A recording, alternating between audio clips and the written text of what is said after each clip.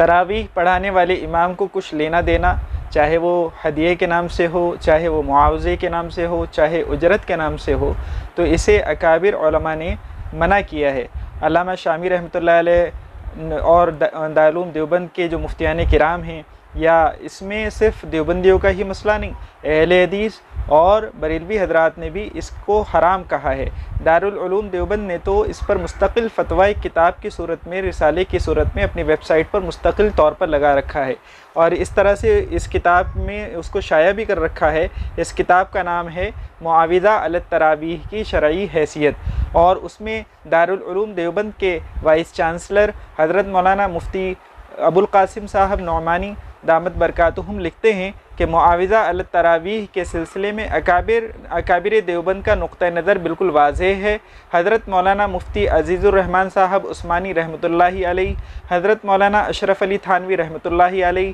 حضرت مولانا مفتی محمود حسن گنگوہی رحمۃ اللہ علیہ اور موجودہ دور کے مفتیان کرام نے صاف لفظوں میں ہمیشہ اجرت علی التراویح کے ناجائز ہونے کا فتویٰ دیا ہے،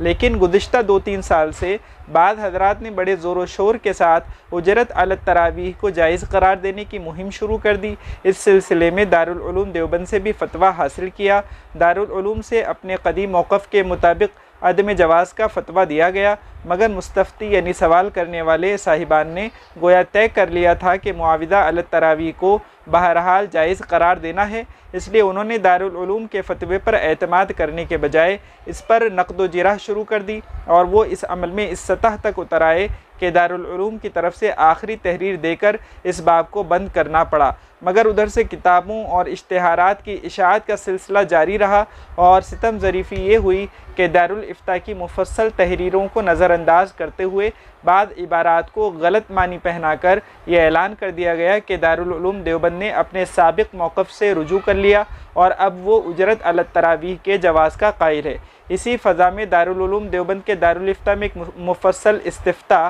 اس مسئلے سے متعلق موصول ہوا، جس میں مسئلے کی تمام امکانی شکلوں کو سامنے رکھ کر سوال کیا گیا، اور جناب مولانا مفتی زین الاسلام صاحب مفتی دارالعلوم دیوبند نے اپنی نگرانی میں اس کا جواب مرتب کرایا۔